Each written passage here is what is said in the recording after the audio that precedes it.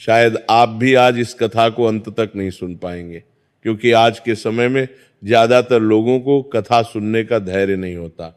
मन कहीं और भटकता है, ध्यान सांसारिक कामों में उलझा रहता है और भक्ति के लिए समय निकालना सबसे कठिन हो गया है। मोबाइल की स्क्रीन पर उंगलियां तेजी से घूमती रहती हैं, एक वीडियो से दूसरे वीडियो पर कूदते रहते हैं, लेकिन जब भक्ति की बात आती है तो 5 मिनट भी बैठना मुश्किल हो जाता है। लेकिन जो व्यक्ति आज इस महाशिवरात्रि की पावन कथा को पूरे मन, पूरे ध्यान और पूरी श्रद्धा से अंत तक सुन लेगा, उस पर भगवान शिव की विशेष कृपा अवश्य बरसेगी। शास्त्रों में स्पष्ट लिखा है कि जो भक्त महाशिवरात्रि की रात्रि को जागरण करते हुए कथा सुनता है, वह 7 जन्मों के पापों से मुक्त हो जाता है। गरुड़ पुराण और शिव पुराण में कहा गया है कि महाशिवरात्रि की एक रात का जागरण हजारों यज्ञों के बराबर फल देता है। ये कोई साधारण बात नहीं है, ये वह रात है जब स्वयं महाकाल जागते हैं और अपने भक्तों की पुकार सुनते हैं। ये वह रात है जब तीनों लोकों में एक विशेष ऊर्जा का संचार होता है। देवता, ऋषि, मुनि और अप्सराएं भी इस रात भगवान शिव की आराधना करते हैं। कथा केवल सुनने की मस्ती नहीं होती, कथा वह पुण्य है जो बिना धन के कमाया जाता है। यह ऐसा पुण्य है जो आपके परिवार की रक्षा करता है, आपकी संतान के कष्ट हर लेता है और आपके जीवन में भोलेनाथ का सीधा आशीर्वाद लाता है। कथा सुनने से मन की शुद्धि होती है, विचारों में पवित्रता आती है और जीवन में एक नई दिशा मिलती है। यदि आप अपने परिवार के लिए, अपनी संतान के मंगल के लिए और अपने जीवन में महाकाल की कृपा चाहते हैं, तो आज इस कथा को एक परीक्षा की तरह नहीं, एक आशीर्वाद की तरह अंत तक सुनिए।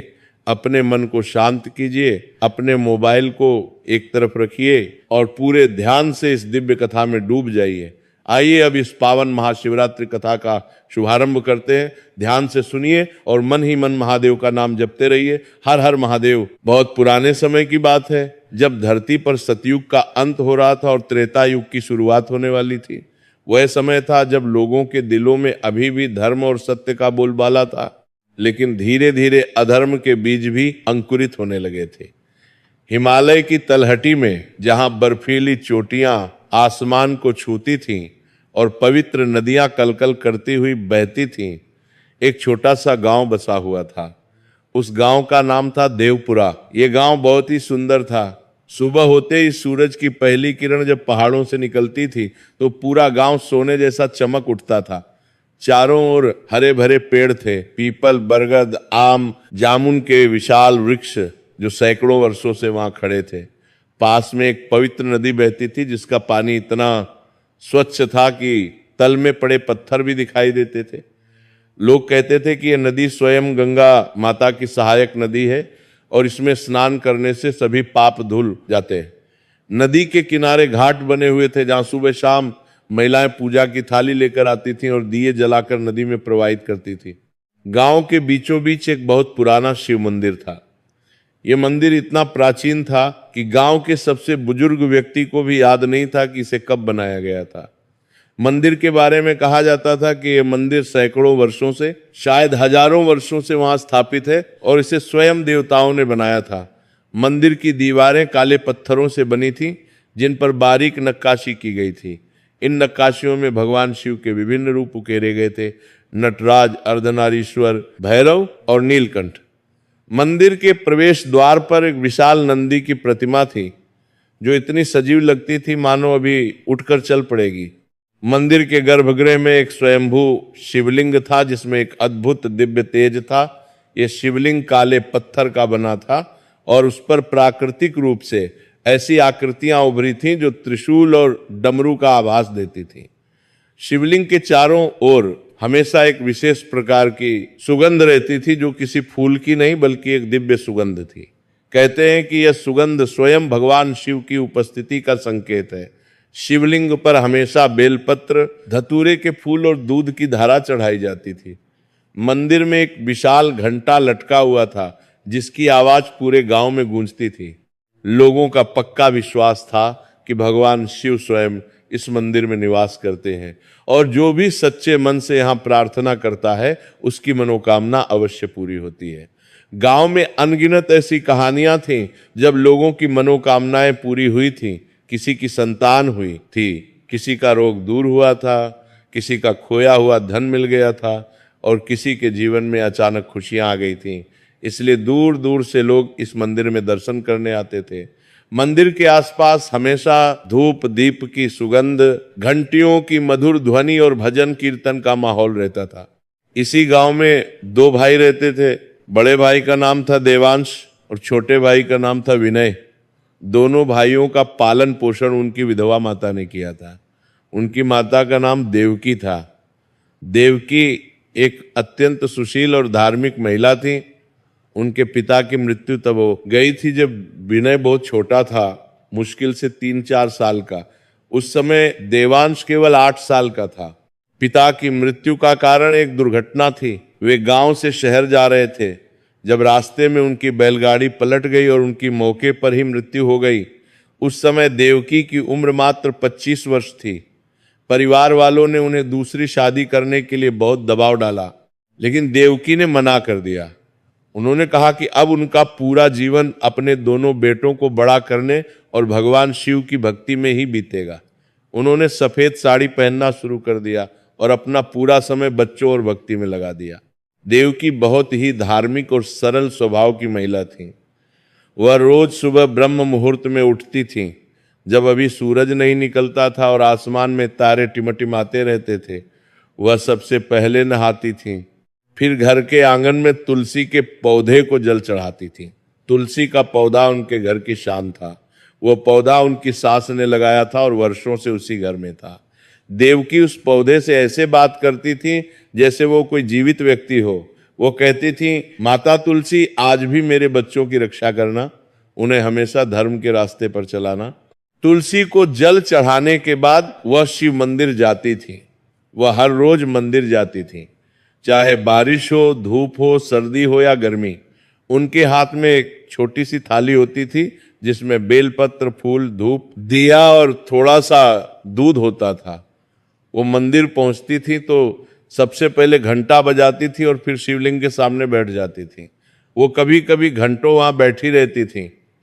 लोग उन्हें देखते थे और सोचते थे कि इस विधवा स्त्री में कितनी शक्ति है कि अकेले 2 बच्चों को पाल रही है और फिर भी उसके चेहरे पर इतनी शांति है।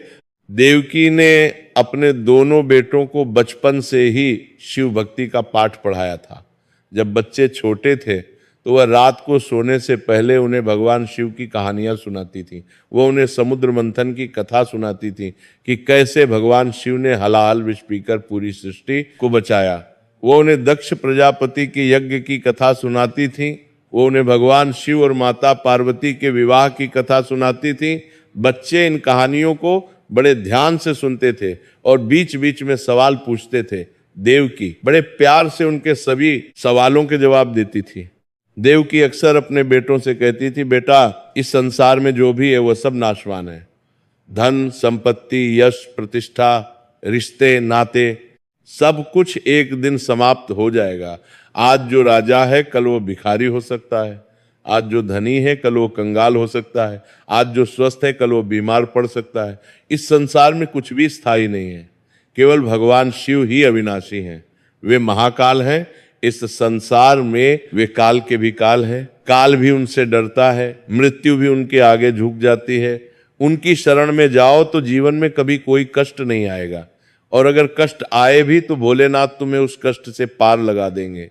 वे अपने भक्तों को कभी अकेला नहीं छोड़ते। देवकी ये भी कहती थी, बेटा, भक्ति में दिखावा नहीं होना चाहिए। भगवान दिल देखते हैं, बाहरी दिखावा नहीं। तुम चाहे बहुत बड़ी पूजा करो, चाहे सोना चांदी चढ़ाओ, लेकिन अगर तुम्हारा दिल साफ नहीं है तो सब बेकार है। भगवान को एक फूल भी काफी है अगर वो सच्चे प्रेम से चढ़ाया गया हो, और भगवान को हजारों फूल भी काफी नहीं है अगर वे दिखावे के लिए चढ़ाए गए हों। इसलिए हमेशा अपने दिल को साफ रखना, किसी से बुरा मत सोचना, किसी को धोखा मत देना, किसी का दिल मत दुखाना। यही सच्ची भक्ति है। देवांश और विनय दोनों ही अपनी माँ की बातों को सुनते थे। बचपन में दोनों साथ साथ खेलते थे, साथ साथ मंदिर जाते थे, साथ साथ पढ़ते थे। गांव के लोग देखते थे और कहते थे कि देवकी ने अपने बच्चों को बहुत अच्छे संस्कार दिए हैं। दोनों बच्चे बहुत विनम्र हैं, सबका आदर करते हैं, बड़ों के पैर छूते हैं, छोटों से प्यार करते हैं। लेकिन जैसे जैसे वे बड़े हुए, दोनों की समझ और स्वभाव बिल्कुल अलग हो गए। ये बदलाव अचानक नहीं हुआ, बल्कि धीरे धीरे हुआ। जब देवांश किशोर हुआ तो वो गांव के अन्य युवकों के साथ घूमने लगा।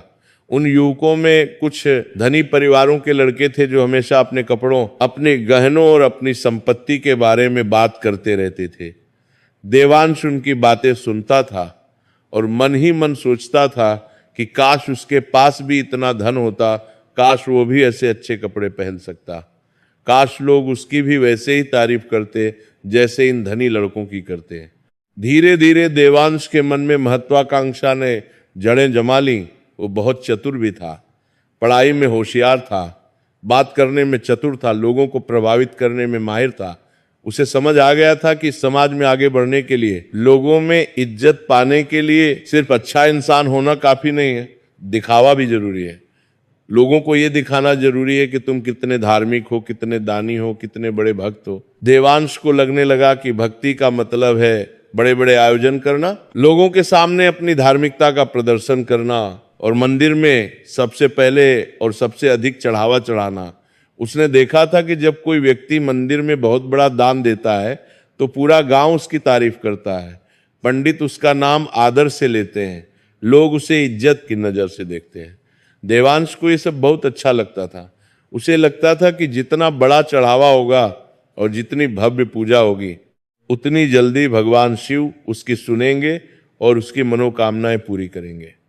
उसके लिए भक्ति एक तरह का निवेश था जिसमें उसे रिटर्न चाहिए था। वह सोचता था कि मैं इतना पैसा खर्च कर रहा हूं, इतनी बड़ी पूजा कर रहा हूं, तो भगवान को भी मेरे लिए कुछ करना ही पड़ेगा, मेरी मनोकामनाएं पूरी करनी ही पड़ेंगी। देवांश की इस सोच में एक बड़ी समस्या थी।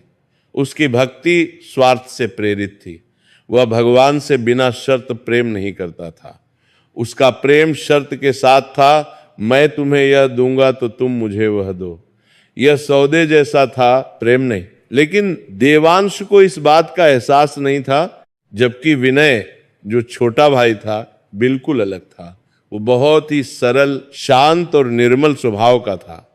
बचपन से ही उसमें एक विशेष गुण था, वह कभी किसी से ईर्ष्या नहीं करता था। जब अन्य बच्चे नए कपड़े पहनते थे और विनय के पास पुराने कपड़े होते थे तो भी उसे कोई फर्क नहीं पड़ता था।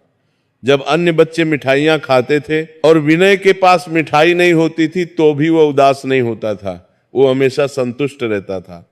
विनय भी मंदिर जाता था, पर बहुत चुपचाप। वह सुबह जल्दी उठ जाता था। जब गांव के ज्यादातर लोग सो रहे होते थे, वह नदी में स्नान करता था, फिर मंदिर जाता था। मंदिर में कोई और नहीं होता था उस समय, बस विनय और भगवान शिव। विनय शिवलिंग के सामने बैठ जाता था और बस भगवान को देखता रहता था। कभी कभी आंसू आ जाते थे, पता नहीं क्यों। एक अजीब सी शांति और आनंद का अनुभव होता था। वो किसी को बताता नहीं था कि उसने कितना दान किया या कितनी पूजा की। दरअसल उसके पास देने के लिए कुछ था भी नहीं, क्योंकि घर की सारी संपत्ति देवांश के हाथ में थी। लेकिन विनय को इससे कोई फर्क नहीं पड़ता था। उसके लिए भक्ति एक निजी और पवित्र अनुभव थी, कोई सार्वजनिक प्रदर्शन नहीं।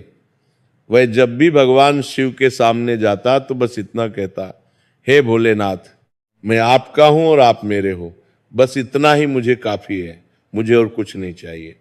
न धन चाहिए, न यश चाहिए, न प्रतिष्ठा चाहिए, बस आपके चरणों में जगह मिल जाए। विनय की इस सरलता में एक गहरा ज्ञान छिपा हुआ था जो शायद उसे खुद भी पता नहीं था। जब दोनों भाई युवा हुए तो उनकी माता बहुत बीमार पड़ गई। पहले तो हल्का बुखार रहता था जो 2-3 दिन में ठीक हो जाता था, फिर धीरे धीरे बुखार बार बार आने लगा। उनका शरीर कमजोर होने लगा, उन्हें खाना अच्छा नहीं लगता था, चलने फिरने में दिक्कत होने लगी। दोनों भाइयों ने उन्हें कई वैद्यों को दिखाया। गांव के वैद्य ने कई तरह की जड़ी बूटियां दी, शहर के डॉक्टर के पास भी ले गए। डॉक्टर ने कई जांचें की, दवाइयां दी, पर कुछ खास फायदा नहीं हुआ। देवकी को लगता था कि अब उनका समय आ गया है। एक दिन उन्होंने दोनों भाइयों को अपने पास बुलाया। वह समय शाम का था, सूरज ढलने वाला था और उसकी लालिमा कमरे में आ रही थी। देवकी अपने बिस्तर पर लेटी हुई थी। उनका चेहरा बहुत कमजोर हो गया था, लेकिन उनकी आंखों में अभी भी वही चमक थी। उनकी आंखों में आंसू थे, पर चेहरे पर शांति थी। दोनों भाई उनके पास बैठे, देवांश उनके दाहिनी ओर और विनय बाईं ओर। देवकी ने अपने दोनों हाथों से अपने दोनों बेटों के हाथ पकड़े। उन्होंने कहा, बेटा देवांश, तुम बड़े हो, घर की, खेती की और अपने छोटे भाई की जिम्मेदारी तुम्हारी है। मैं तुम्हें सौंप कर जा रही हूं ये जिम्मेदारी। हमेशा याद रखना कि खून का रिश्ता सबसे बड़ा होता है। दुनिया में सब कुछ बदल सकता है, लेकिन खून का रिश्ता नहीं बदलता। भाई भाई का सहारा होता है। तुम्हारे पिता नहीं है, अब मैं भी जा रही हूं। तुम दोनों एक दूसरे के लिए ही हो, कभी एक दूसरे का साथ मत छोड़ना। दुनिया भले ही तुम्हारा साथ छोड़ दे, लेकिन तुम दोनों कभी एक दूसरे का साथ मत छोड़ना। देवांश की आंखों से आंसू बहने लगे। उसने कहा, मां, ऐसा मत कहो, तुम ठीक हो जाओगी, हम और इलाज करवाएंगे। देवकी ने मुस्कुराते हुए कहा, बेटा, मुझे पता है कि मेरा समय आ गया है, मुझे कोई दुख नहीं है। मैंने अपना जीवन भगवान शिव की भक्ति में बिताया है, मैंने तुम दोनों को बड़ा किया है, अब मैं शांति से जा सकती हूँ। लेकिन तुम दोनों को एक बात याद रखनी है, हमेशा भोलेनाथ को याद रखना। वे ही तुम्हारे सच्चे रक्षक हैं, वे ही तुम्हारे माता भी हैं, पिता भी हैं, मित्र भी हैं, सहायक भी हैं। उनकी शरण में रहोगे तो कभी कोई कष्ट नहीं आएगा। फिर उन्होंने विनय की ओर देखा। विनय रो रहा था, वह छोटा था और मां से बहुत लगाव था। देवकी ने कहा, बेटा विनय, तुम छोटे हो पर तुम्हारा मन बहुत साफ है, तुम्हारे दिल में कोई बुराई नहीं। इसी तरह हमेशा अपने मन को साफ रखना, अपने बड़े भाई का हमेशा सम्मान करना। वे कभी कठोर बोले या कुछ गलत करें तो भी तुम अपना धर्म नहीं भूलना। याद रखना कि सच्ची भक्ति दिखावे में नहीं, मन की शुद्धता में होती है। तुम भगवान से कभी कुछ मांगना मत, बस उनसे प्रेम करना, बस उनके चरणों में बैठे रहना, यही काफी है। दोनों भाइयों ने रोते हुए अपनी मां के पैर छुए। देवकी ने अपने दोनों बेटों के सिर पर हाथ रखा और कहा, मेरा आशीर्वाद तुम दोनों के साथ है, भगवान शिव तुम दोनों की रक्षा करे। उन्होंने दोनों से वादा करवाया कि वे हमेशा साथ रहेंगे, कभी एक दूसरे से लड़ेंगे नहीं और हमेशा भगवान शिव की भक्ति करते रहेंगे।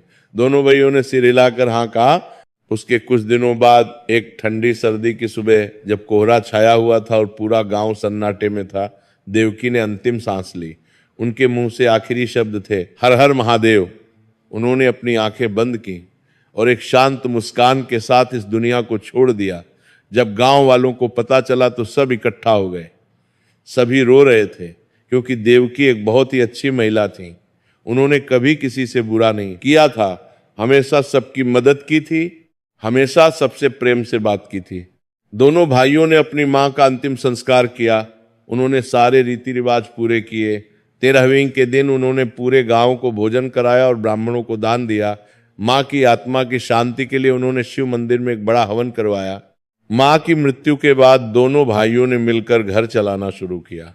उनके पास अच्छी खासी जमीन थी, लगभग 20 बीघा। खेती से अच्छी आमदनी होती थी। उनके पास 4 गाय और 2 भैंस भी थी, जिनसे दूध की अच्छी आय होती थी। एक छोटी सी किराने की दुकान भी थी गांव में। कुल मिलाकर वे आर्थिक रूप से काफी ठीक थे। शुरू के कुछ महीने तो सब ठीक रहा। देवांश ने घर के सारे हिसाब किताब और सारी जिम्मेदारी अपने हाथ में ले ली। वह कहता था कि विनय अभी छोटा है, उसे इन सब चीजों की समझ नहीं है, इसलिए वो सब संभाल लेगा। विनय ने भी कोई आपत्ति नहीं की। वो सोचता था कि भाई बड़ा है, उसे ज्यादा अनुभव है, तो उसे ये सब करना चाहिए। विनय खेतों में मेहनत करता रहता, जानवरों की देखभाल करता और जो भी काम देवांश उसे कहता वो कर देता। वो कभी कोई सवाल नहीं पूछता था, कभी कोई शिकायत नहीं करता था। लेकिन समय बीतने के साथ साथ देवांश के मन में धीरे धीरे बदलाव आने लगा। लालच और घमंड ने उसके दिल में घर करना शुरू कर दिया। उसे लगने लगा कि सारे महत्वपूर्ण फैसले वही ले रहा है, सारा प्रबंधन वही कर रहा है, तो संपत्ति पर भी सिर्फ उसी का हक होना चाहिए। ये सोच धीरे धीरे उसके मन में जड़ें जमाने लगी। वो भूलने लगा कि ये सारी संपत्ति उसके पिता की मेहनत से आई है और ये दोनों भाइयों की बराबर है। देवांश ने धीरे धीरे विनय को घर की हर छोटी बड़ी बात से दूर रखना शुरू कर दिया। जब कोई महत्वपूर्ण फैसला लेना होता था तो वो विनय से पूछता तक नहीं था। जब कोई बड़ी बिक्री या खरीदारी होती थी तो वो अकेले ही सब कुछ तय कर देता था। वो अकेले ही सब कुछ तय कर देता था। कहता, तुम बस खेत संभालो, घर के फैसले मैं लूंगा, तुम्हें इन सब चीजों से कोई मतलब नहीं होना चाहिए, तुम इन चीजों को समझते भी नहीं हो। विनय कभी विरोध नहीं करता था, पहली बात तो ये कि वह स्वभाव से ही बहुत सरल और शांत था। दूसरी बात यह कि उसे अपने बड़े भाई पर पूरा भरोसा था। वह सोचता था कि भाई बड़ा है, माँ ने कहा था उसका सम्मान करना, तो जो कुछ भी भाई कर रहा है सही कर रहा होगा। उसे यह भी लगता था कि शायद वाकई उसे इन चीजों की ज्यादा समझ नहीं है और भाई बेहतर तरीके से सब संभाल सकता है। देवांश का व्यवहार समाज में बहुत अलग था। वह गांव में हर धार्मिक आयोजन में सबसे आगे रहता था।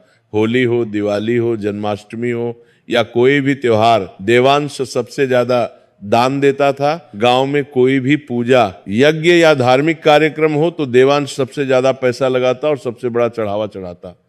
मंदिर की मरम्मत करवानी हो तो देवांश आगे आता। किसी गरीब की शादी में मदद करनी हो तो देवांश का नाम सबसे पहले आता।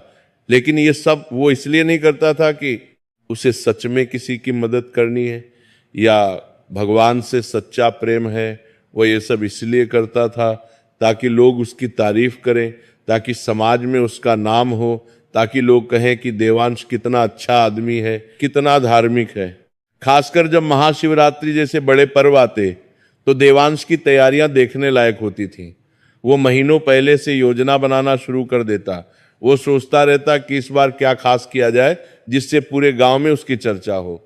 वो शहर से सबसे महंगे फूल मंगवाता, गुलाब, कमल, चमेली, चंपा, बेला, सबसे बढ़िया प्रसाद बनवाता। केसर वाली खीर, सूखे मेवों से भरे लड्डू, बासुंदी, रबड़ी, सोने चांदी के आभूषण शिवलिंग पर चढ़ाता। सोने का कलश, चांदी का त्रिशूल, चांदी की डमरू। वह पूरे गांव को बुलाकर भव्य भंडारा करवाता जिसमें हजारों लोग खाना खाते। पूरी सब्जी, खीर, जलेबी, समोसे, क्या क्या नहीं बनता था। लोग उसकी खूब तारीफ करते और कहते, देवांश जैसा शिव भक्त तो शायद ही कोई होगा।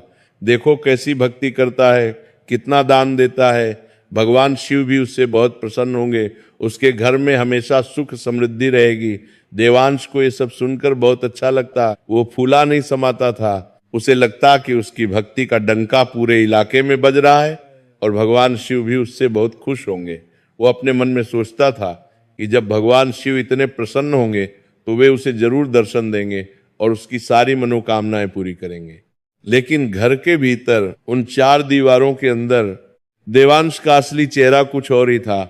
वो विनय के साथ बहुत बुरा व्यवहार करता था। खाने के समय जब भोजन बनता था तो देवांश और उसकी पत्नी पहले खाते थे और वो भी सबसे अच्छा खाना। विनय के लिए जो बचता था वही रख दिया जाता था। कभी कभी तो ऐसा भी होता कि अच्छी सब्जी बन चुकी होती थी, विनय काम करके आता था भूखा प्यासा, लेकिन उसके लिए सिर्फ रोटी और दाल ही बची होती थी। अच्छी सब्जी, पनीर, दही, मिठाई सब खत्म हो चुकी होती थी।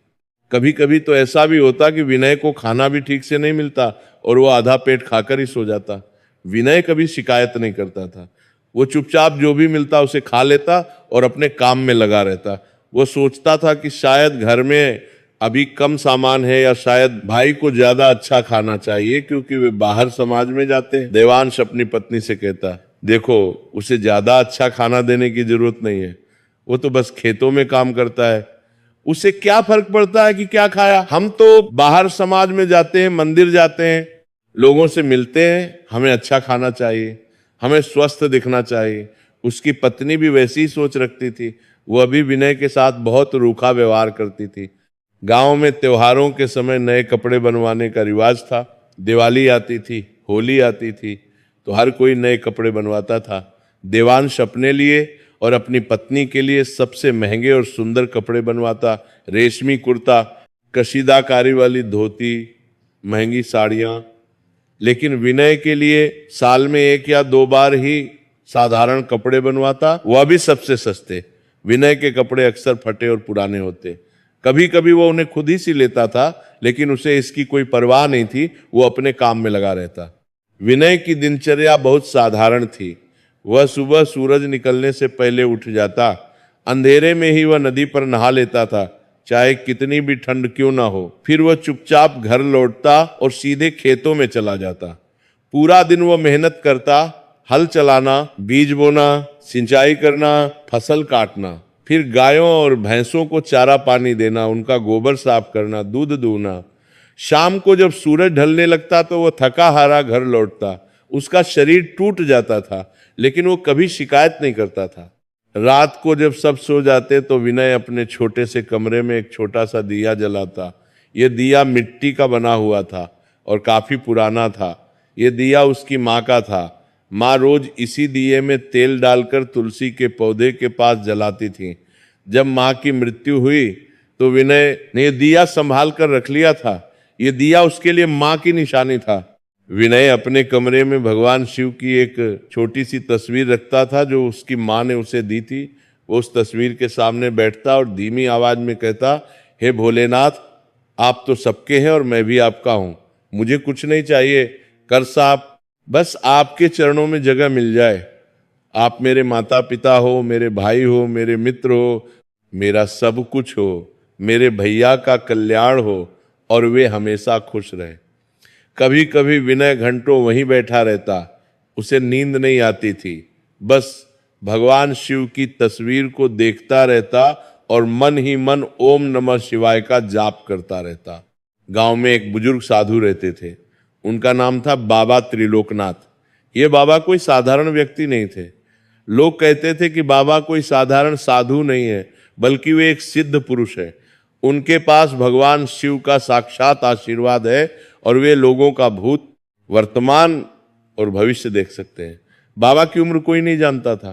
कुछ लोग कहते थे कि वे 100 साल से ज्यादा के हैं, कुछ कहते थे कि वे तो 150 साल के हैं, लेकिन उनके चेहरे पर एक अजीब सी चमक थी, एक दिव्य तेज था जो उनकी उम्र को छिपा देता था।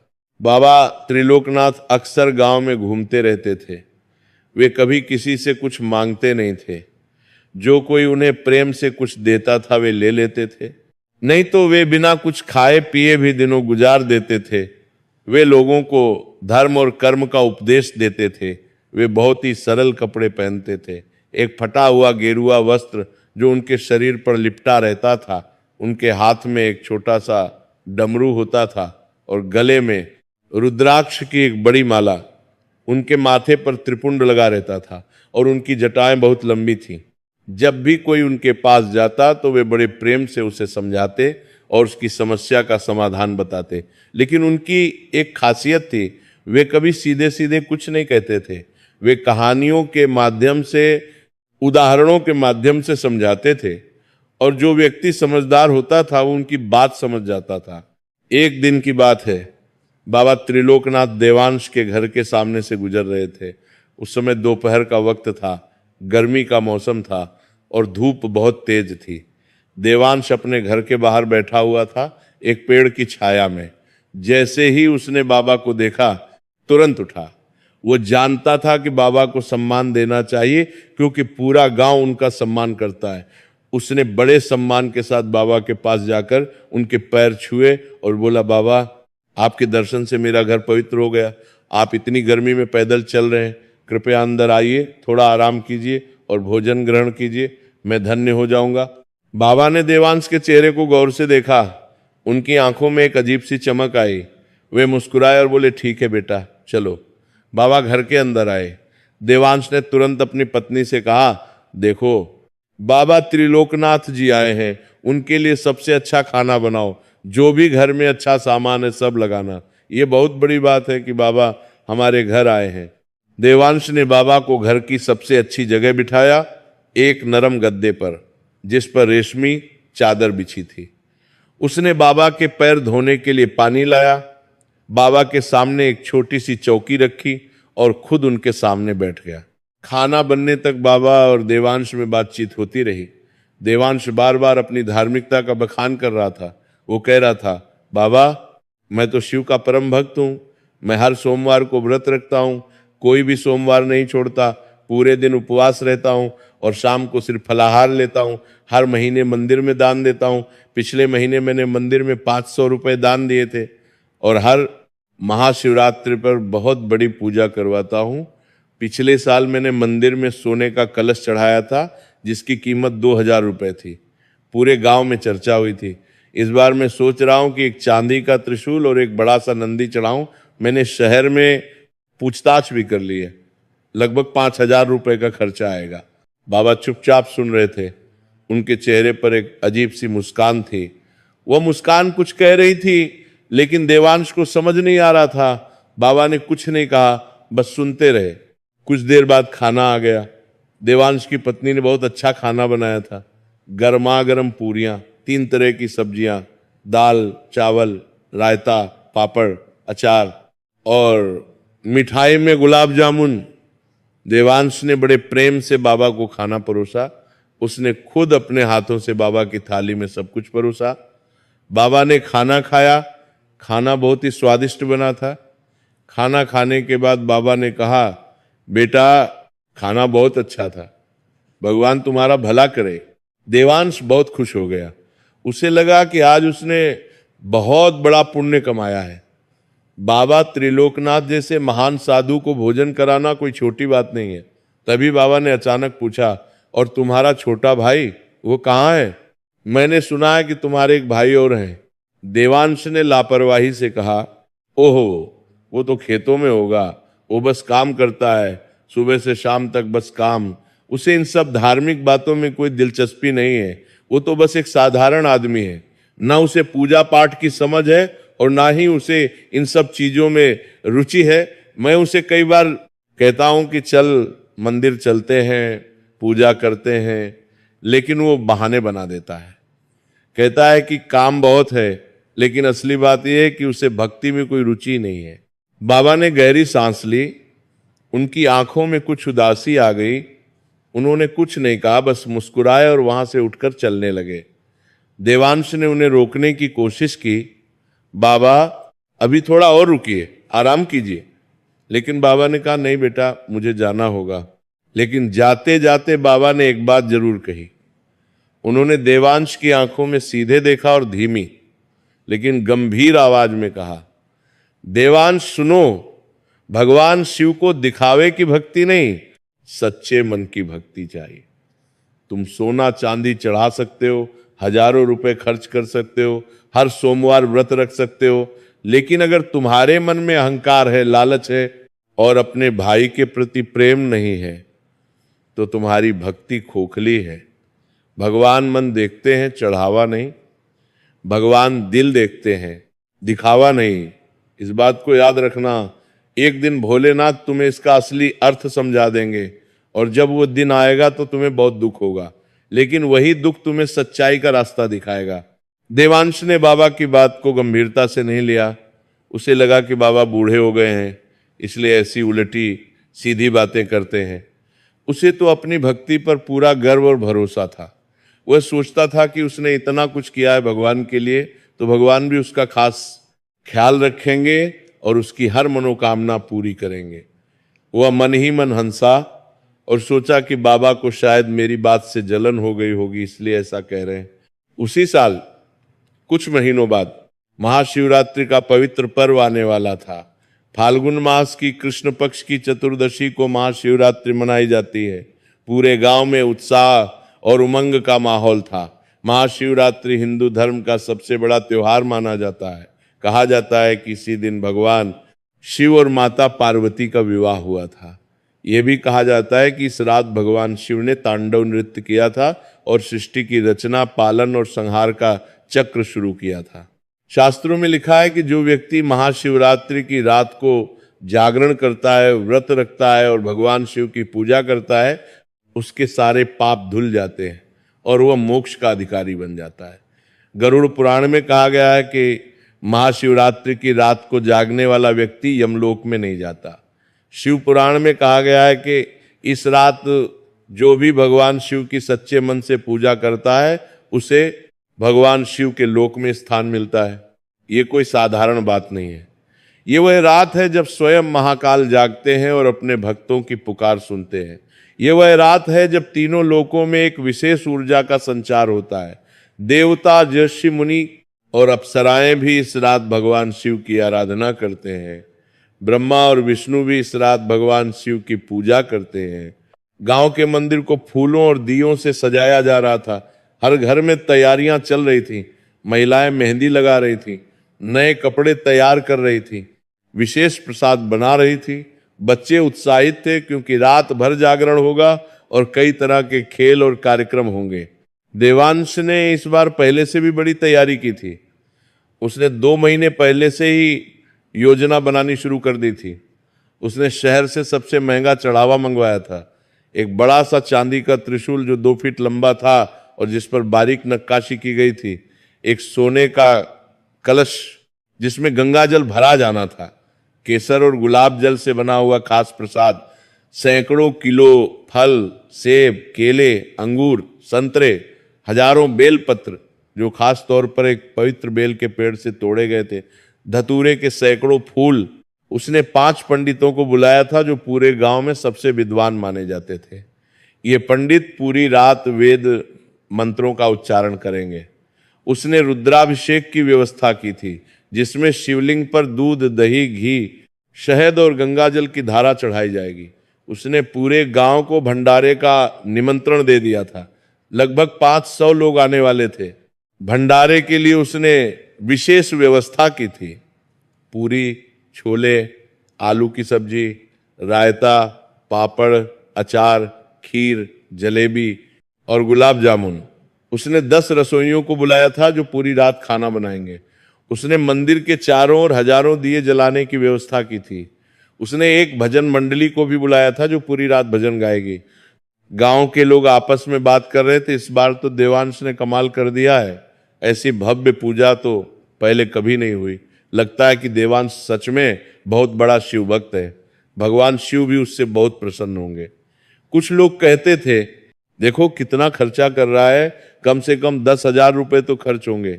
लेकिन देवांश को कोई फिक्र नहीं, वो तो भगवान के लिए सब कुछ कर सकता है। देवांश को ये सब सुनकर बहुत खुशी हो रही थी। उसे लगता था कि इस महाशिवरात्रि पर भगवान शिव उसे जरूर दर्शन देंगे और उसकी हर मनोकामना पूरी करेंगे। वो मन ही मन सोच रहा था कि इस बार जब भगवान शिव प्रसन्न होंगे तो वो उनसे मांगेगा कि उसका व्यापार और बढ़े, उसकी संपत्ति दोगुनी हो जाए, उसे एक बेटा हो और गांव में उसका नाम सबसे ऊपर हो। वह सोच रहा था कि भगवान शिव को तो उसकी सुनना ही पड़ेगा, क्योंकि उसने इतनी बड़ी पूजा की है। महाशिवरात्रि की शाम आ गई, सूरज ढलने लगा था, आसमान में लालिमा छा गई थी। पूरा गांव मंदिर की ओर चल पड़ा। बच्चे, बूढ़े, जवान, महिलाएं सभी अपने अपने घरों से निकलकर मंदिर की ओर जा रहे थे।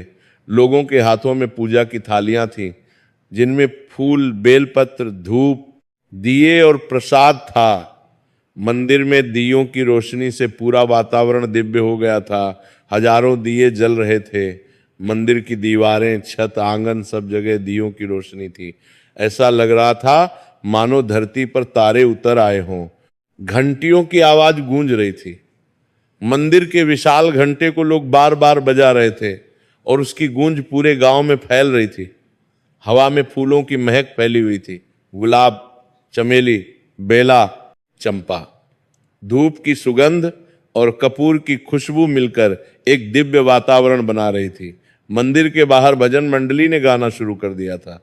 शिव शंकर भोलेनाथ हर हर महादेव की आवाज गूंज रही थी। बार नेने में भूल बिलकुने, दल की करने गूंज रही थी। देवांश सबसे पहले मंदिर पहुंचा।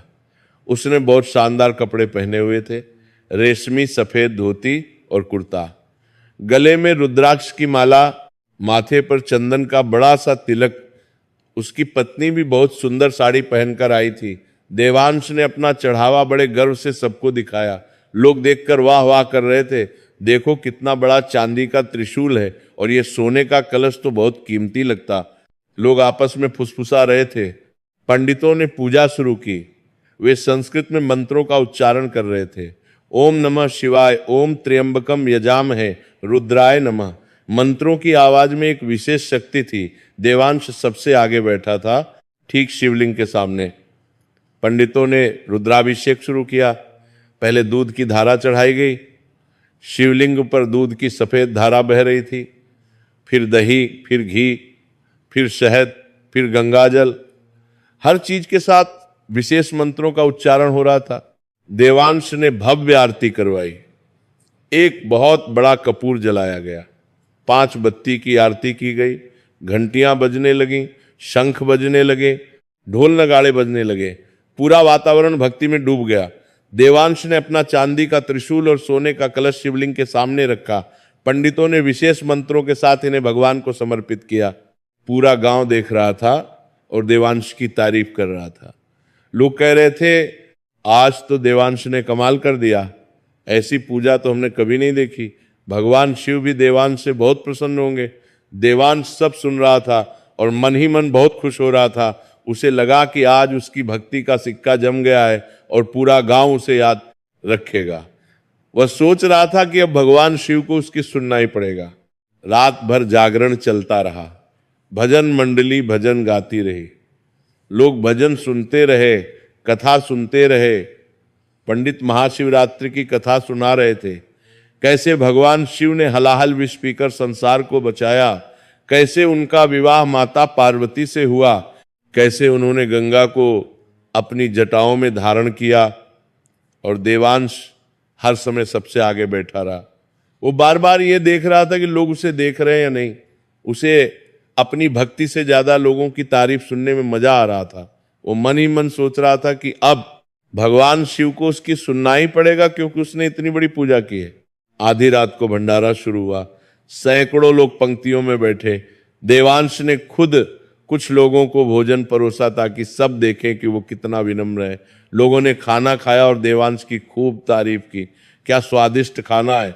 देवांश ने कितनी अच्छी की तारीफ की, देवांश ने कितनी अच्छी की तारीफ की, व्यवस्था की है। वाकई भगवान शिव का सच्चा भक्त है। लेकिन उधर विनय का क्या हाल था? उस महाशिवरात्रि की रात को विनय मंदिर नहीं गया। देवांश ने उसे घर पर ही रहने को कह दिया था। उस दिन सुबह जब विनय खेत से लौटा था तो देवांश ने उससे कहा था, सुनो आज महाशिवरात्रि है, मैं बहुत बड़ी पूजा करवा रहा हूं, पूरा गांव आएगा, तुम घर पर ही रहना। कोई तो घर की रखवाली करे, चोरों को पता चल जाएगा कि सब मंदिर में है तो वे घर में सेंध लगा सकते हैं, और वैसे भी तुम्हारे पास पहनने के लिए अच्छे कपड़े भी नहीं है। इतने सारे लोग होंगे, सब अच्छे अच्छे कपड़े पहन कर आएंगे, तुम अपने फटे पुराने कपड़ों में जाओगे तो लोग क्या कहेंगे? वे कहेंगे कि देवांश अपने भाई को भी ढंग के कपड़े नहीं दे सकता, मेरी इज्जत का सवाल है, तो तुम घर पर रह, मैं सब संभाल लूंगा, मैं तुम्हारी तरफ से भी प्रार्थना कर दूंगा। विनय ने कोई आपत्ति नहीं की। उसने सोचा कि शायद भैया सही कह रहे हैं। वाकई उसके पास अच्छे कपड़े नहीं थे और शायद भैया की इज्जत का सवाल है। वो घर पर ही रुक गया। जब शाम को सारा गांव मंदिर की ओर चल पड़ा तो विनय अपने घर की छत पर खड़ा होकर देख रहा था। दूर से मंदिर की रोशनी दिख रही थी, घंटियों की आवाज सुनाई दे रही थी, भजनों की आवाज हवा में तैर रही थी। विनय के दिल में एक अजीब सी टीस उठी। वो भी मंदिर जाना चाहता था, वो भी भोलेनाथ के दर्शन करना चाहता था, लेकिन भैया ने कहा है घर पर रहने को तो वो यहीं रहेगा। उसने सोचा कि चलो कोई बात नहीं, मंदिर तो नहीं जा सकता लेकिन घर पर ही भोलेनाथ की पूजा कर लेता हूं। जब सारा गांव मंदिर में था और उत्सव मना रहा था, विनय अपने छोटे से कमरे में अकेला बैठा था। उसके पास मंदिर जाने के लिए अच्छे कपड़े नहीं थे, चढ़ाने के लिए कोई महंगा चढ़ावा नहीं था। उसके पास तो बस एक फटा हुआ कुर्ता था जिसे उसने कई बार सी लिया था। उसके कमरे में एक छोटी सी खाट थी जिसकी रस्सियां जगह जगह से टूटी हुई थी। एक पुरानी अलमारी थी जिसमें उसके 2-3 कपड़े रखे थे, और एक कोने में भगवान शिव की वही छोटी सी तस्वीर थी जो उसकी मां ने दी थी। वह तस्वीर भी पुरानी हो गई थी, उसके किनारे जगह जगह से फट गए थे, लेकिन विनय के लिए वो तस्वीर बहुत कीमती थी क्योंकि वो मां की निशानी थी। विनय ने सोचा कि चलो मंदिर तो नहीं जा सकता लेकिन घर पर ही भोलेनाथ की पूजा कर लेता हूं। उसके पास चढ़ाने के लिए कुछ भी नहीं था, ना सोना, ना चांदी, ना फूल, ना फल, ना बेलपत्र, ना दूध था, ना दही, ना घी। उसके पास बस एक टूटा हुआ मिट्टी का दिया था जो उसकी माँ का था, और थोड़ा सा सरसों का तेल जो एक छोटी सी शीशी में बचा हुआ था। विनय ने बड़े प्यार से उस दिए को उठाया। उसने उसे अपने हाथों से साफ किया, उस पर धूल जम गई थी। उसने अपने कपड़े से उसे पोंछा, फिर उसमें तेल डाला। बाती बनाने के लिए उसके पास कपड़े का टुकड़ा नहीं था, तो उसने अपने पुराने कुर्ते से एक छोटा सा टुकड़ा फाड़ा और उसकी बाती बनाई। उसने बड़ी सावधानी से बाती को तेल में डुबोया और फिर उसे जलाया। उस छोटे से दिए की रोशनी में विनय का पूरा कमरा रोशन हो गया। वह रोशनी बहुत तेज नहीं थी, लेकिन उसमें एक अजीब सी गर्माहट थी, एक अजीब सा प्रेम था। उसने वो दिया भगवान शिव की तस्वीर के सामने रख दिया और उसके सामने जमीन पर बैठ गया। फर्श ठंडा था, लेकिन विनय को कोई फर्क नहीं पड़ा। उसने अपनी आंखें बंद की। विनय ने मन ही मन बोलना शुरू किया। उसकी आवाज में इतना प्रेम और भक्ति थी कि शायद स्वर्ग के देवता भी सुन रहे थे। वो बोला, हे भोलेनाथ, हे महादेव, हे शंकर, हे नीलकंठ, हे त्र्यंबकेश्वर, मेरे पास आपको देने के लिए कुछ नहीं है। मेरे भाई ने आज मंदिर में बहुत बड़ी पूजा की है। पूरा गांव बता रहा था कि इतनी बड़ी पूजा पहले कभी नहीं हुई। उनके पास सोना है, चांदी है, फूल हैं, फल हैं, दूध है, घी है, सब कुछ है। 5 पंडित बुलाए हैं उन्होंने, रुद्राभिषेक हो रहा है, पूरे गांव को भोजन करा रहे हैं। विनय की आवाज भर आई, उसकी आंखों से आंसू बहने लगे। लेकिन मेरे पास तो कुछ नहीं है प्रभु, बस ये टूटा हुआ दिया है और मेरा सच्चा मन। ये दिया भी मेरी माँ का है। माँ रोज इसी दिए में तेल डालकर आपकी पूजा करती थी। अब माँ तो नहीं रही, लेकिन ये दिया बचा है। मैंने सोचा कि इसी दिए से आज आपकी पूजा करूं। अगर आप सच में भोले हैं, अगर आप सच में अपने भक्तों से प्रेम करते हैं, तो मेरी इस छोटी सी भक्ति को स्वीकार कर लीजिए। विनय रोए जा रहा था। मैं जानता हूं कि मैं कुछ भी नहीं हूं, मैं गरीब हूं, कमजोर हूं, मेरे पास देने के लिए कुछ नहीं है, मेरे पास अच्छे कपड़े भी नहीं है। मेरे भाई ने मुझे मंदिर भी नहीं जाने दिया, क्योंकि मेरे फटे पुराने कपड़ों में उनकी इज्जत का सवाल था। लेकिन मेरा दिल आपका है प्रभु। मैं आपसे यही प्रार्थना करता हूं कि मुझे हमेशा आपके चरणों में जगह मिलती रहे। मुझे धन नहीं चाहिए, यश नहीं चाहिए, प्रतिष्ठा नहीं चाहिए, बस आपकी कृपा चाहिए, बस आपका प्यार चाहिए, बस आपके दर्शन चाहिए। विनय ने आंखें खोली और भगवान शिव की तस्वीर को देखा। और हाँ प्रभु, मेरे भाई का भी कल्याण कीजिए। मैं जानता हूं कि उनके मन में अहंकार है, वे मुझसे कठोरता से बात करते हैं, मुझे अच्छा नहीं रखते, लेकिन है तो मेरे भाई ही, खून का रिश्ता है। माँ ने कहा था कि हमेशा एक दूसरे का ख्याल रखना। तो प्रभु, मेरी प्रार्थना है कि मेरे भाई के मन का अहंकार दूर हो जाए, उन्हें सही रास्ता दिखाइए, उन्हें समझ आ जाए कि असली भक्ति क्या होती है। मैं उनके खिलाफ कोई शिकायत नहीं कर रहा प्रभु, बस उनकी भलाई की प्रार्थना कर रहा हूं। विनय ने फिर से आंखें बंद की और ओम नमः शिवाय का जाप करने लगा। ओम नमः शिवाय, ओम नमः शिवाय, ओम नमः शिवाय। वह धीमी आवाज में लगातार जाप करता रहा। उसे कोई बड़े बड़े मंत्र नहीं आते थे, उसे संस्कृत नहीं आती थी, वह कोई विद्वान नहीं था, लेकिन वह जो जानता था वही कर रहा था। सच्चे मन से भगवान का नाम जप रहा था। वह रात भर उसी दिए के सामने बैठा रहा। कमरे में ठंड थी, लेकिन उसे महसूस नहीं हुआ। उसके शरीर में दर्द था, क्योंकि पूरे दिन उसने खेत में मेहनत की थी, लेकिन उसे याद नहीं रहा, उसे नींद नहीं आई, उसे भूख नहीं लगी। वो बस भगवान शिव का नाम जपता रहा। उसका मन बिल्कुल शांत था। उसे किसी से कोई प्रतिस्पर्धा नहीं थी, किसी को दिखाने की कोई चाह नहीं थी, किसी चीज की कोई इच्छा नहीं थी। बस एक सच्चा भक्त अपने आराध्य के सामने बैठा था और अपना दिल खोल कर रख रहा था। रात के आखिरी पहर में, जब ब्रह्म मुहूर्त का समय था और पूरी दुनिया गहरी नींद में सोई हुई थी, तब कुछ अद्भुत घटा। विनय के उस छोटे से कमरे में अचानक एक दिव्य प्रकाश फैलने लगा। वह प्रकाश उस छोटे से दिए से नहीं आ रहा था, वह किसी और स्रोत से आ रहा था। वह प्रकाश इतना तेज था मानो हजारों सूरज एक साथ चमक उठे हों, लेकिन वह प्रकाश आंखों को चुभता नहीं था, बल्कि बहुत ही शांत और सुखद था। वह प्रकाश ऐसा था जो मन को शांति देता था, आत्मा को आनंद देता था। विनय ने महसूस किया कि कमरे का तापमान बदल गया है। पहले ठंड थी, लेकिन अब एक अजीब सी ठंडक और शांति का अनुभव हो रहा था। वह ठंडक ऐसी नहीं थी जो कंपकंपी लाए, बल्कि ऐसी थी जो सुकून दे। हवा में एक दिव्य सुगंध फैल गई थी।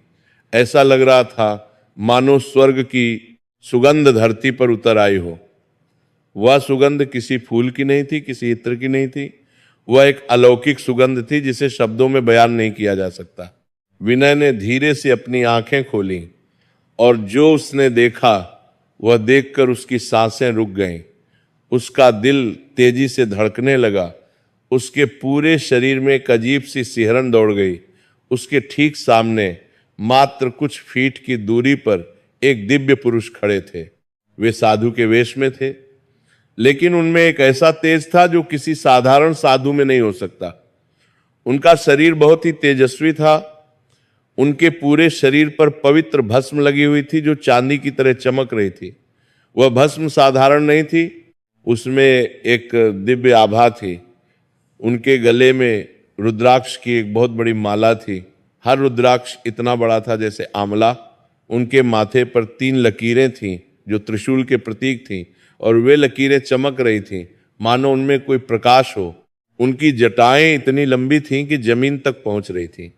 जटाओं का रंग काला नहीं बल्कि भूरा था, और उनमें एक अजीब सी चमक थी। जटाओं में छोटे छोटे फूल उलझे हुए थे। उनकी आंखों में एक ऐसी करुणा थी, एक ऐसा प्रेम था कि देखने वाला उसमें डूब जाए। उनकी आंखें गहरी थीं, रहस्यमय थीं, और उनमें ऐसा लग रहा था मानो पूरा ब्रह्मांड समाया हुआ हो। उनके एक हाथ में एक छोटा सा डमरू था जिस पर सोने की नक्काशी थी। दूसरे हाथ में एक त्रिशूल था जो इतना चमकीला था कि देखना मुश्किल था। उनके शरीर पर एक बाघ की खाल लिपटी हुई थी। उनके पीछे एक दिव्य प्रभा मंडल था जो लगातार बदल रहा था, कभी नीला, कभी सफेद, कभी सुनहरा। विनय पूरी तरह से स्तब्ध रह गया। उसकी समझ में नहीं आ रहा था कि क्या हो रहा है, ये कौन है, इतनी रात को कोई उसके कमरे में कैसे आ गया, और ये दिव्य प्रकाश कहाँ से आ रहा है। दरवाजा तो बंद था, खिड़की भी बंद थी, फिर ये कैसे अंदर आए। उसने घबरा कर पूछा, आप कौन है? इतनी रात को यहाँ कैसे आ गए? मेरे कमरे में ये प्रकाश कैसे है? आप कोई चोर तो नहीं है? विनय का दिल जोर जोर से धड़क रहा था, लेकिन अजीब बात यह थी कि उसे डर नहीं लग रहा था, बल्कि एक अजीब सी शांति महसूस हो रही थी। उस दिव्य पुरुष ने मुस्कुराते हुए कहा।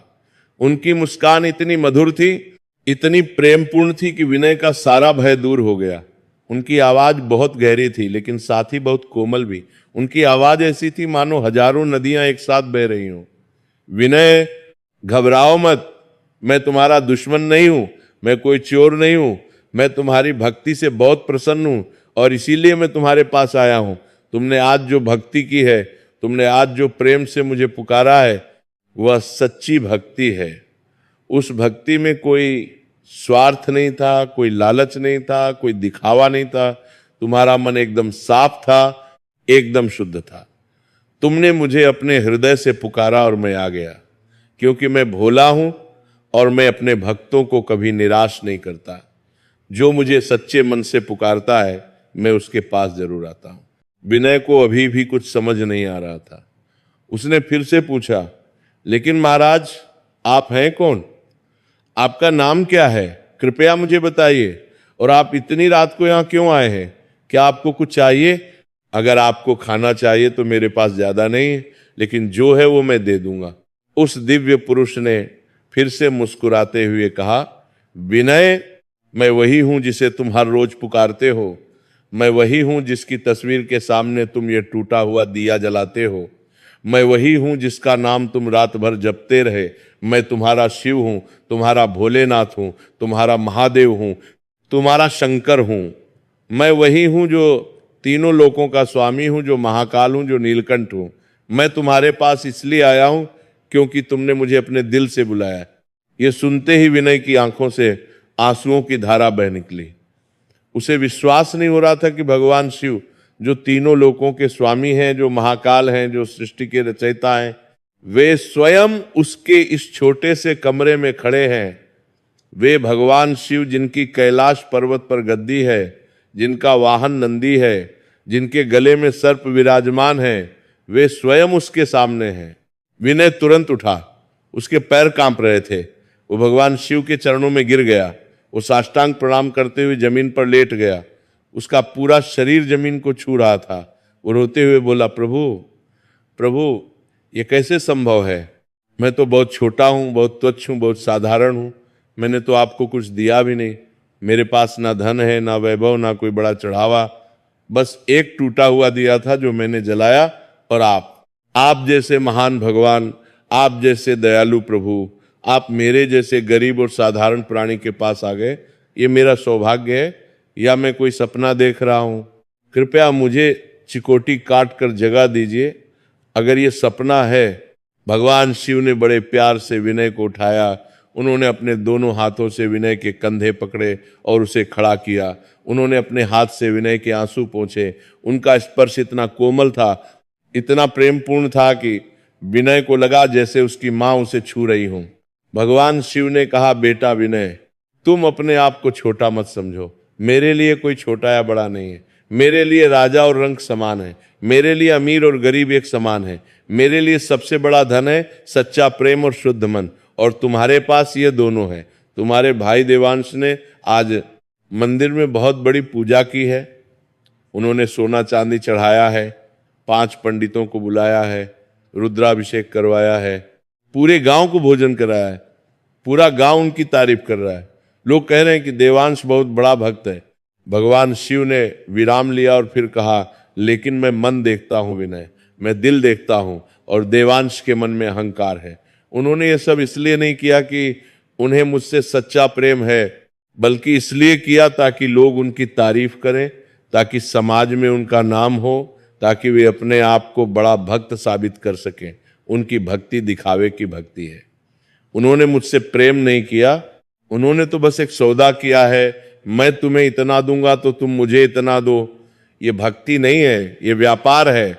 लेकिन तुमने जो एक टूटा हुआ दिया जलाया है, वो मेरे लिए उन हजारों सोने के दियों से भी बड़ा है, क्योंकि वह दिया तुम्हारे सच्चे प्रेम से, तुम्हारे शुद्ध मन से जला है। तुमने कोई शर्त नहीं रखी, तुमने मुझसे कुछ नहीं मांगा, तुमने बस प्रेम किया। यही सच्ची भक्ति है। मुझे सोने चांदी की जरूरत नहीं है विनय, मुझे 5 पंडितों की जरूरत नहीं है, मुझे भव्य रुद्राभिषेक की जरूरत नहीं है। मुझे तो बस सच्चे दिल की जरूरत है, और वह तुम्हारे पास है। विनय रोए जा रहा था, उसे अपनी किस्मत पर यकीन नहीं हो रहा था। भगवान शिव ने आगे कहा, विनय, और जो बात मुझे सबसे ज्यादा अच्छी लगी, जो बात मुझे सबसे ज्यादा प्रभावित की, वह यह है कि तुमने अपने लिए कुछ नहीं मांगा। तुम्हारे भाई ने तुम्हारे साथ इतना बुरा व्यवहार किया है। उन्होंने तुम्हें अच्छा खाना नहीं दिया, अच्छे कपड़े नहीं दिए, तुम्हें संपत्ति में हिस्सा नहीं दिया, तुम्हें मंदिर तक नहीं जाने दिया, तुम्हें घर पर रखवाली करने को कहा जैसे तुम कोई नौकर हो। फिर भी तुमने मुझसे अपने भाई के कल्याण की प्रार्थना की। तुमने कहा कि मेरे भाई का अहंकार दूर हो जाए, उन्हें सही रास्ता मिल जाए। यह निस्वार्थ भाव, यह शुद्ध प्रेम, यह क्षमाशीलता, यही असली भक्ति है। यही मुझे पसंद है। मैं तुमसे बहुत प्रसन्न हूं, बहुत खुश हूं। भगवान शिव ने कहा, विनय, मैं तुम्हें एक वरदान देना चाहता हूं। आज महाशिवरात्रि की रात है। ये वह रात है जब मैं अपने भक्तों की हर मनोकामना पूरी करता हूं। मांगो, तुम्हें क्या चाहिए।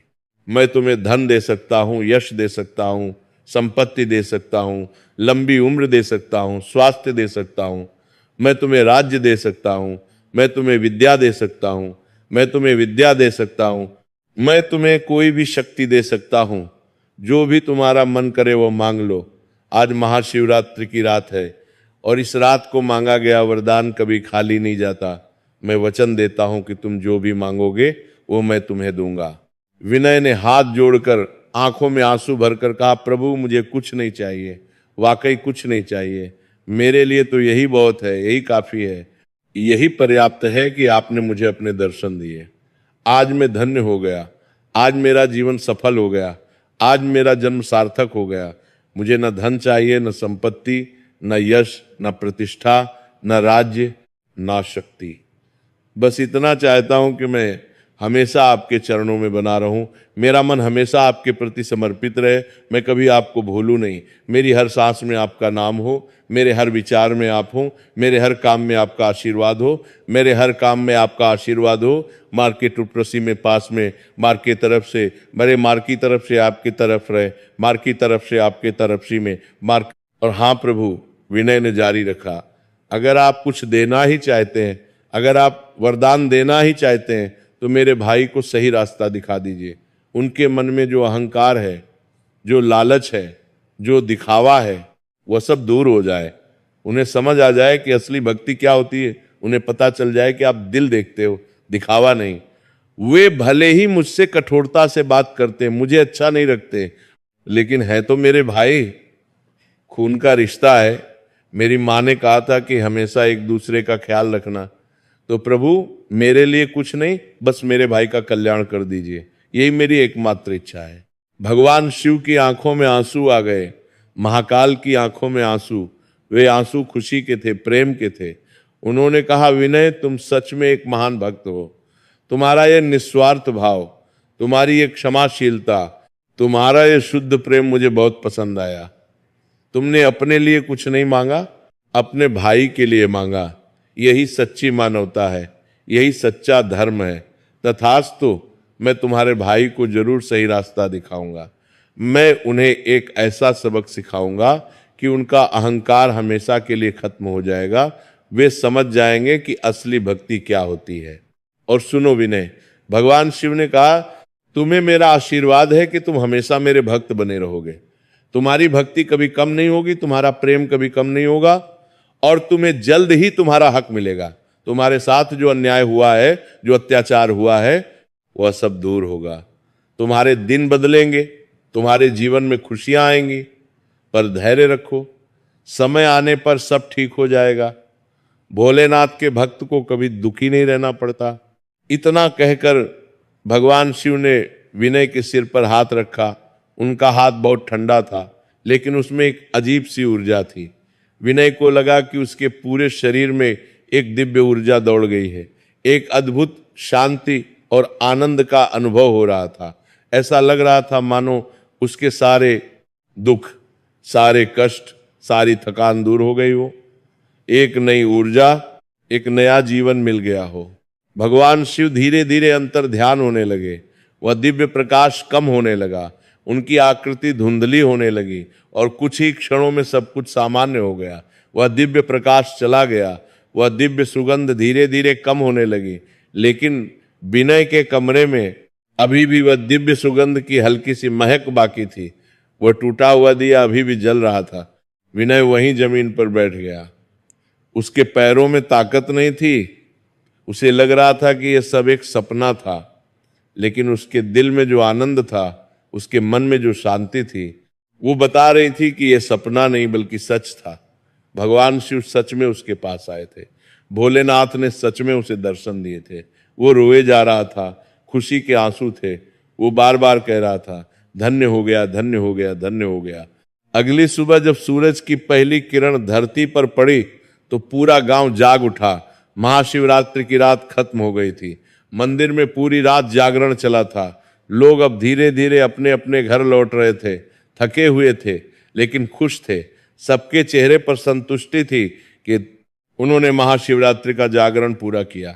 देवांश बहुत खुश था। उसे लग रहा था कि उसने बहुत बड़ा काम किया है। वो घर लौटा तो उसके चेहरे पर गर्व और अहंकार साफ दिख रहा था। उसने पूरे रास्ते लोगों को बताया कि उसने कैसी भव्य पूजा की है। लोग उसकी तारीफ कर रहे थे और वो फूला नहीं समा रहा था। उसे लग रहा था कि अब भगवान शिव उसकी हर मनोकामना पूरी करेंगे।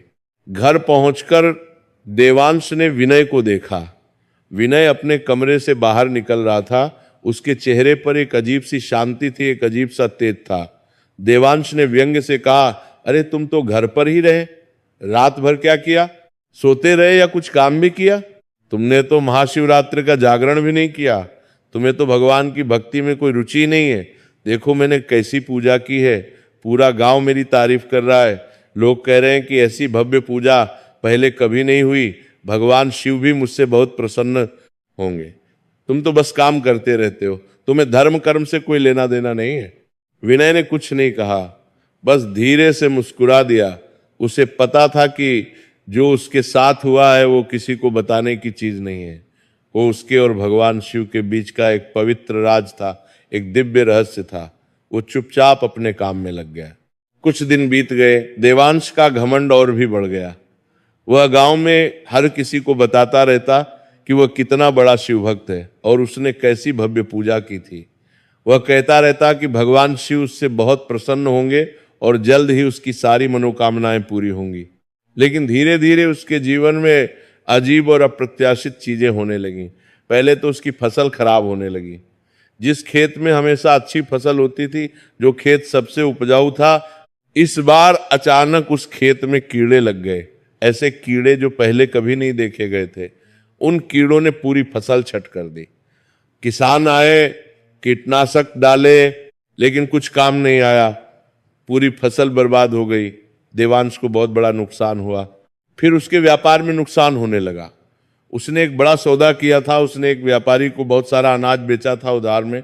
वो व्यापारी वादा करके गया था कि 1 महीने में पूरे पैसे दे देगा, लेकिन वो व्यापारी निकला बेईमान। वो भाग गया, कोई पता नहीं चला कि वो कहाँ गया। देवांश के हजारों रुपए डूब गए। वो परेशान हो गया। फिर घर में बीमारियां आने लगीं। पहले उसकी पत्नी बीमार पड़ गई, उसे तेज बुखार हो गया। बुखार इतना तेज था कि वह बिस्तर से उठ नहीं पा रही थी। वैद्य बुलाए, दवाइयां ली, लेकिन बुखार उतर नहीं रहा था। फिर देवांश को खुद को भी तेज बुखार हो गया, साथ में शरीर में दर्द और कमजोरी। वो बहुत परेशान हो गया। देवांश बहुत परेशान हो गया। उसे समझ नहीं आ रहा था कि ये सब क्यों हो रहा है। उसने सोचा, मैंने तो इतनी बड़ी पूजा की थी, मैंने भगवान शिव को इतना कुछ चढ़ाया था, फिर ये सब क्यों हो रहा है? क्या भगवान शिव मुझसे नाराज हो गए? लेकिन क्यों? मैंने तो कुछ गलत नहीं किया। उसने सोचा कि शायद किसी ने उस पर नजर लगा दी है, या कोई उसके खिलाफ जादू टोना कर रहा है।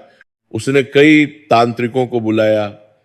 तांत्रिकों ने कई तरह के अनुष्ठान किए, मंत्र पढ़े, ताबीज दिए, लेकिन कोई फायदा नहीं हुआ। उसने कई पंडितों से पूछा। पंडितों ने कई तरह के उपाय बताए। दान करो, हवन करो, मंदिर में घंटा चढ़ाओ। देवांश ने सब कुछ किया, लेकिन उसकी समस्याएं कम होने की बजाय बढ़ती जा रही थी। एक दिन वही बाबा त्रिलोकनाथ फिर से उसके घर के सामने से गुजर रहे थे। देवांश ने उन्हें देखा तो एक आशा की किरण जगी। उसने सोचा कि शायद बाबा कुछ समाधान बता सके। देवांश ने दौड़कर बाबा के पैर छुए और बोला, बाबा, मेरे साथ बहुत बुरा हो रहा है। मेरी फसल बर्बाद हो गई, मेरा व्यापार डूब गया, घर में बीमारियां आ गई हैं। मैं समझ नहीं पा रहा कि ये सब क्यों हो रहा है। मैंने तो भगवान शिव की इतनी बड़ी पूजा की थी, पूरे गांव को भोजन कराया था, इतना पैसा खर्च किया था, फिर भी मुझे इतने कष्ट क्यों आ रहे हैं? बाबा, कृपया मुझे बताइए कि मैं क्या करूं। बाबा त्रिलोकनाथ ने गहरी सांस ली। उन्होंने देवांश की आंखों में देखा। उनकी आंखों में करुणा थी, लेकिन साथ ही सत्य की कठोरता भी। उन्होंने कहा, बेटा देवांश, भगवान शिव तुम्हें एक सबक सिखा रहे हैं। ये कोई सजा नहीं है, ये एक सीख है। तुमने भक्ति को एक प्रदर्शन बना दिया है, एक दिखावा बना दिया है, एक सौदा बना दिया है। तुम्हारे मन में अहंकार है, लालच है, स्वार्थ है। तुम भगवान से प्रेम नहीं करते। तुम तो बस लोगों की तारीफ चाहते हो। तुमने अपने छोटे भाई के साथ बहुत बुरा किया है।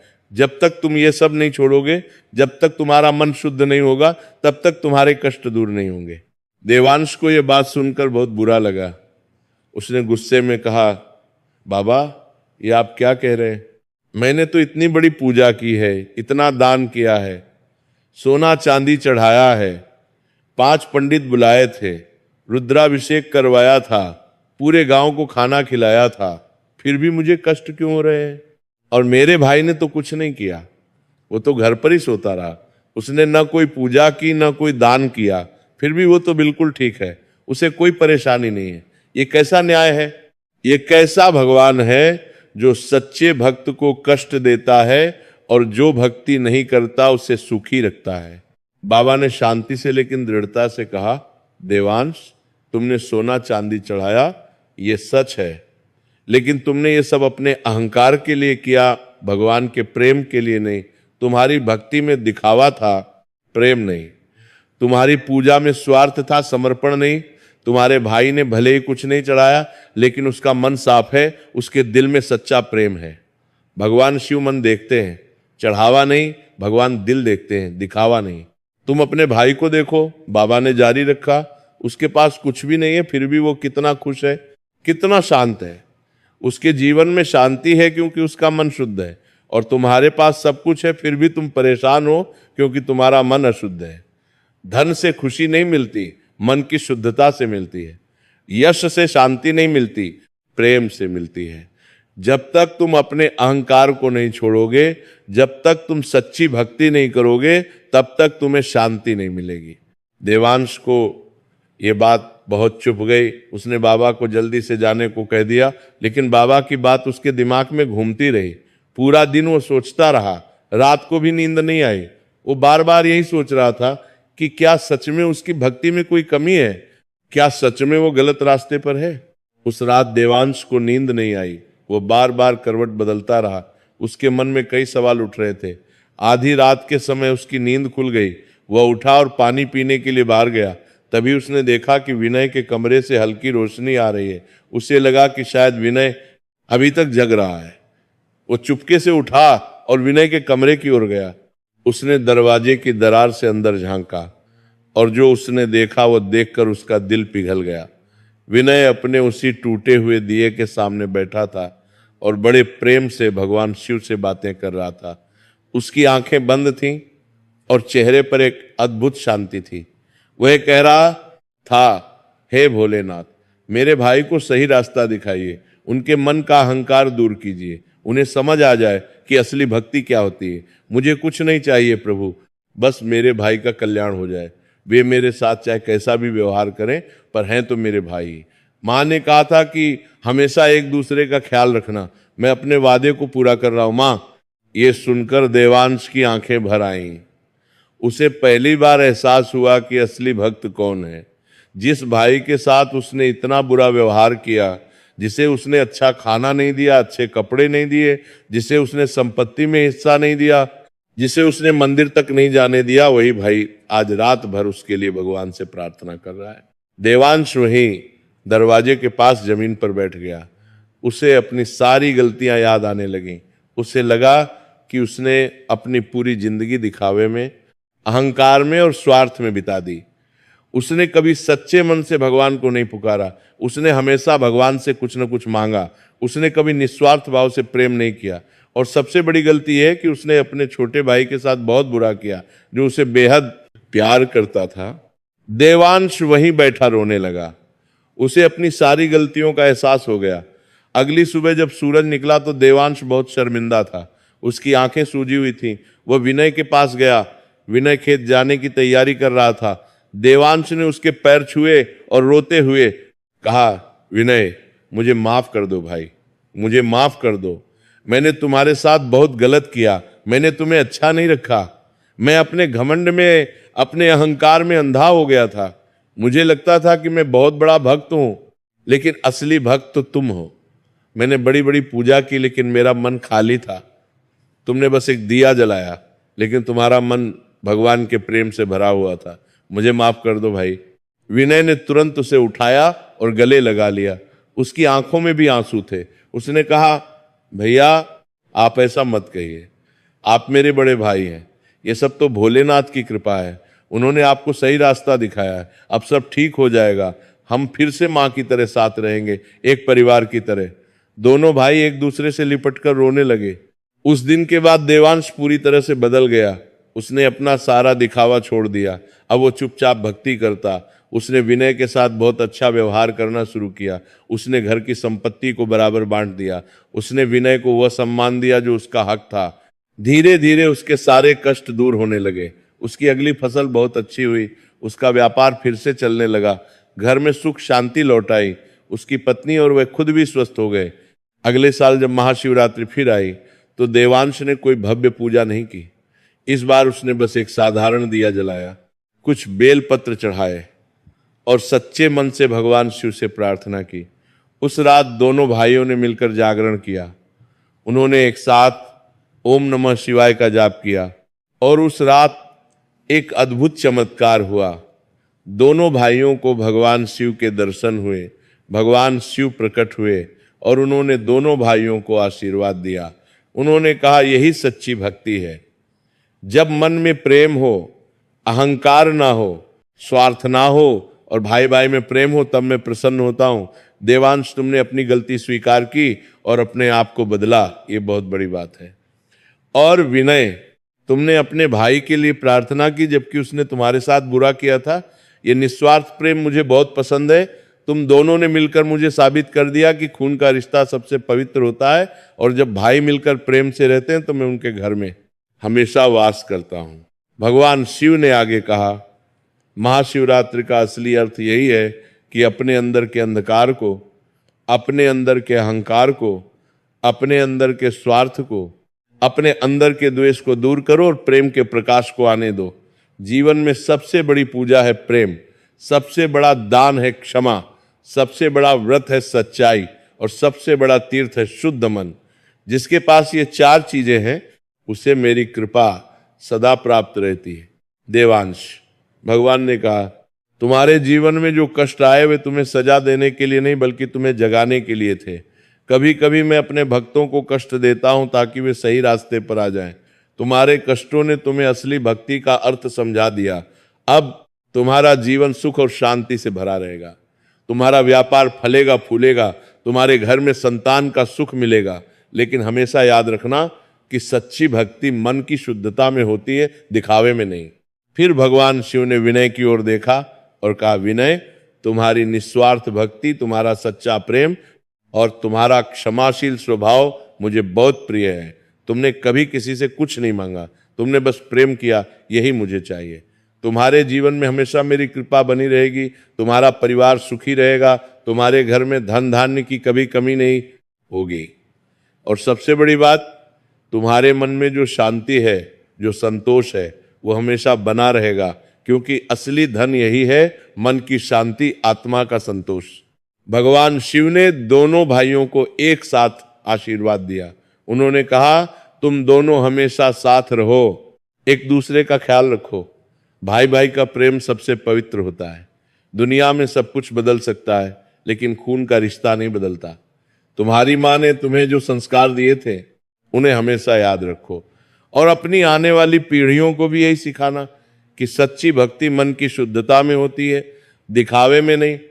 धन से बड़ा है प्रेम, यश से बड़ी है विनम्रता, और संपत्ति से बड़ा है संतोष। इतना कहकर भगवान शिव अंतर ध्यान हो गए, लेकिन उनकी दिव्य सुगंध, उनका आशीर्वाद और उनके वचन दोनों भाइयों के दिलों में हमेशा के लिए बस गए। उस रात के बाद दोनों भाइयों का जीवन पूरी तरह से बदल गया। देवांश ने सच्ची भक्ति का अर्थ समझ लिया, विनय को अपना हक मिल गया, और दोनों भाइयों ने मिलकर एक सुखी और समृद्ध जीवन जिया। कुछ वर्षों बाद देवांश और विनय दोनों के घर में संतान हुई। देवांश को एक बेटा हुआ और विनय को एक बेटी। दोनों भाइयों ने अपने बच्चों को भी वही संस्कार दिए जो उनकी माँ ने उन्हें दिए थे। उन्होंने अपने बच्चों को सिखाया कि सच्ची भक्ति क्या होती है, प्रेम क्या होता है, क्षमा क्या होती है। देवांश का व्यापार बहुत बढ़ गया, वह एक समृद्ध व्यक्ति बन गया, लेकिन अब उसमें वह अहंकार नहीं रहा। अब वह विनम्र था, दयालु था, वह गरीबों की मदद करता था, लेकिन चुपचाप, बिना किसी को बताए। वह मंदिर में दान देता था, लेकिन इसलिए नहीं कि लोग उसकी तारीफ करें, बल्कि इसलिए कि उसके दिल में सच में भगवान के प्रति प्रेम था।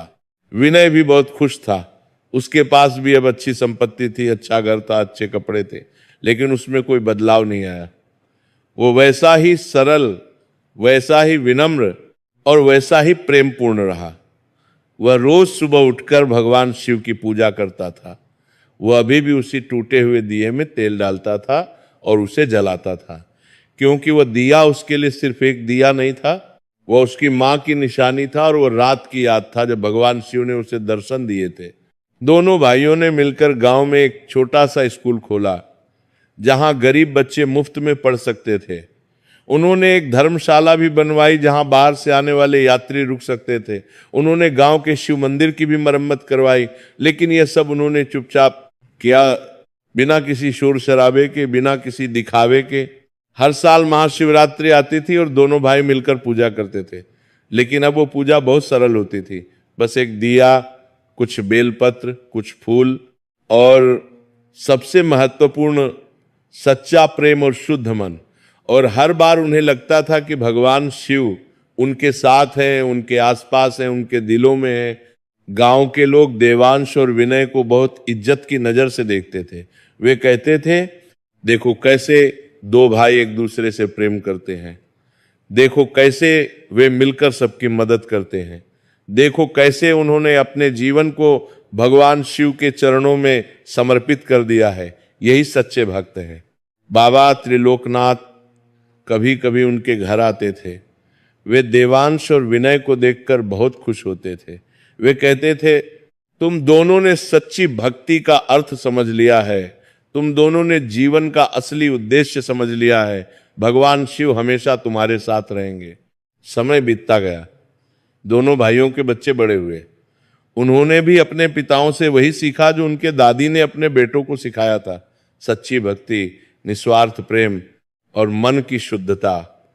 देवांश का बेटा और विनय की बेटी भी बहुत अच्छे संस्कारों वाले बन गए। वे भी रोज भगवान शिव की पूजा करते थे, लेकिन दिखावे के लिए नहीं, सच्चे प्रेम से। वर्षों बाद जब देवांश और विनय बूढ़े हो गए, तब एक दिन उन्होंने अपने बच्चों को पास बुलाया। उन्होंने उन्हें वो पूरी कहानी सुनाई। कैसे देवांश ने शुरू में दिखावे की भक्ति की थी, कैसे विनय ने सच्चे मन से भक्ति की थी, कैसे भगवान शिव ने उन्हें दर्शन दिए थे और कैसे देवांश ने अपनी गलती सुधारी थी। देवांश ने अपने बेटे से कहा, बेटा, मैंने अपने जीवन में एक बड़ी गलती की थी।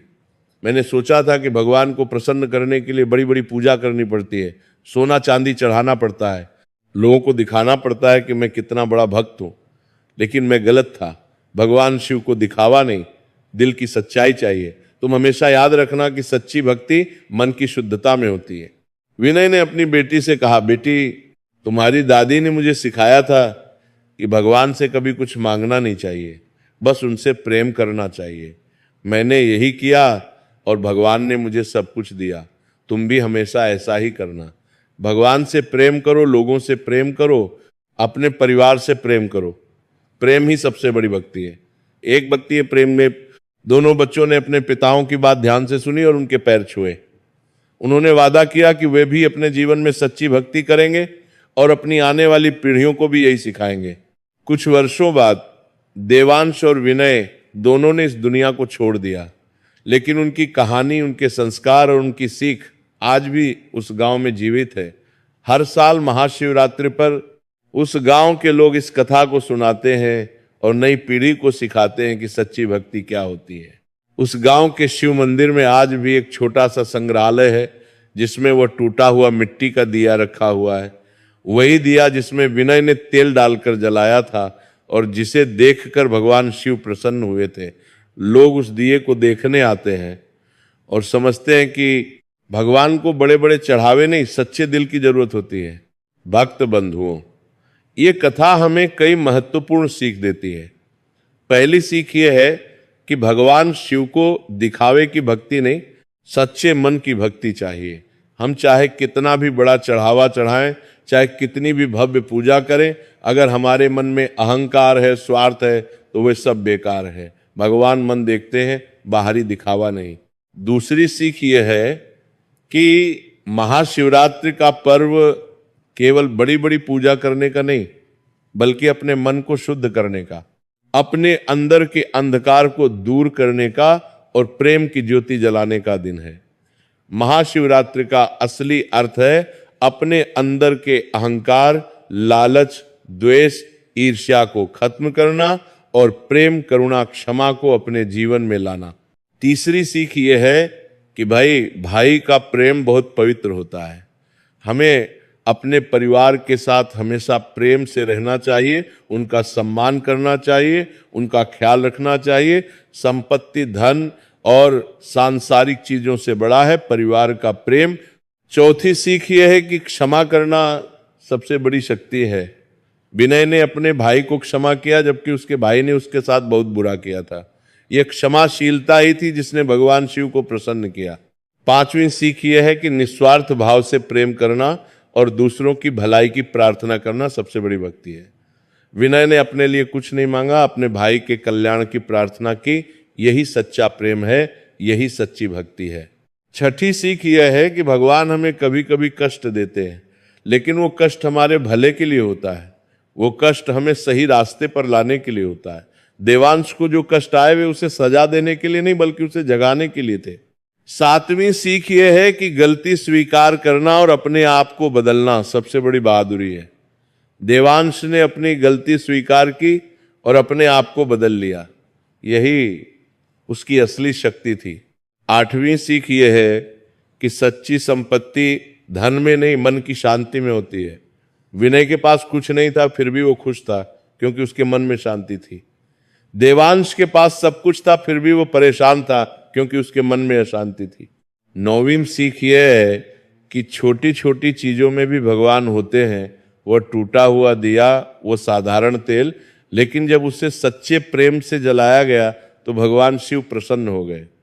हमें बड़ी बड़ी चीजों की जरूरत नहीं, बस सच्चे मन की जरूरत है।